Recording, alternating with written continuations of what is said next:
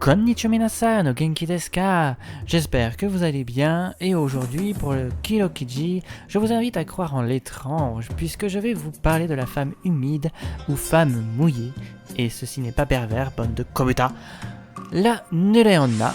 Mais d'abord, intro.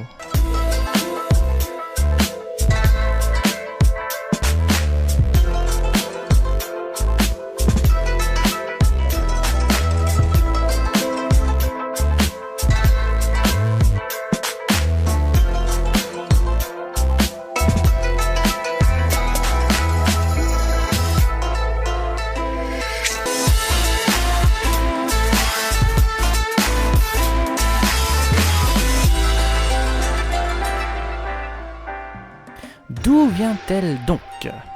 L'origine de sa naissance parmi les mœurs culturelles des Japonais serait la tristesse et la haine des veuves ou des victimes de noyades, notamment les femmes de marins disparus qui voudraient seulement revoir leur mari.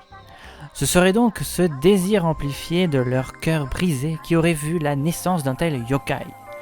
Oui, car nous sommes ici bel et bien en présence d'un yokai, ces apparitions étranges.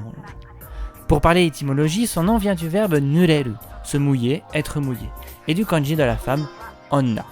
Mais il existe une autre variante du nom qui l'appellerait Nure-yomejo, ce qui signifie tout simplement la jeune fille mouillée, yome étant le kanji signifiant jeune fille.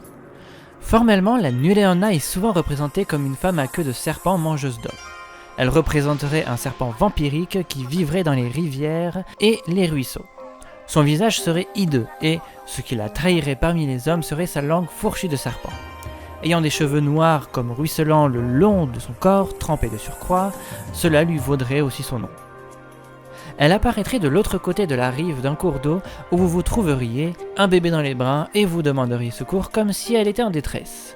Si vous acceptiez de la secourir, dès que vous la toucheriez ou que vous vous trouveriez plus près que jamais d'elle, elle reprendrait son apparence et vous paralyserait jusqu'à ce que vous ne pouviez plus rien faire du tout. Elle vous sucerait alors le sang de sa langue fourchue et vous goberait ensuite tout cru, tel un vrai serpent venimeux. Sympa, non ? Mais où la trouver réellement ? Dans la ville portuaire de Tsushima, dans la préfecture de Nagasaki, on pourrait apercevoir les nuits pluvieuses un bakemono célèbre, bakemono égale monstre, qui pourrait être la Nureonna, la femme trempée. Elle apparaîtrait près d'un plan d'eau toute mouillée, de la tête aux pieds. On peut aussi la retrouver notamment dans plusieurs régions japonaises, comme à Uwa, dans la préfecture de Ehime, où l'on dit pouvoir voir apparaître à la surface d'une eau quelconque des cheveux noirs flottés. Dans la ville portuaire de Uwa, bien qu'il n'y ait pas de lac ou de mare, les jours de pluie, on dit qu'elle viendrait apparaître comme des cheveux rampants dans les flaques d'eau. Elle a toujours un sourire et un rire affreux. Si par hasard vous l'entendiez et que vous pensiez que ce n'est qu'une femme comme tant d'autres qui rient d'une quelconque chose, rire avec elle et elle vous attaquera et vous tuera sans pitié sur le champ. Alors si vous entendez un rire étrange de femme, ne riez pas, car cette femme n'a pas vraiment d'humour, finalement. Aurait-elle plusieurs sœurs du coup ? Il existe dans la préfecture de Kagoshima, au cap Tajiri, dans la ville de Issa, un yokai similaire, la Issa-onna ou la femme de Issa tout simplement, qui apparaîtrait partout où il y aurait du sable, toujours trempé de la tête aux pieds. La seule différence qu'il y aurait entre ces deux étranges apparitions serait leur partie inférieure corporelle. L'une aurait une queue de serpent et l'autre des jambes. Mais elles seraient toutes les deux des Nureonna de toute façon.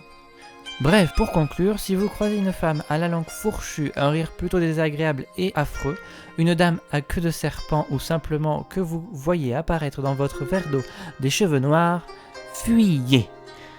En tout cas, ces yokai n'ont pas fini de nous faire peur, à nous glacer le sang, puisqu'il en existe une myriade effarante. Mais chacun aura son propre épisode, sinon on n'aurait pas même fini la vidéo en 4 heures.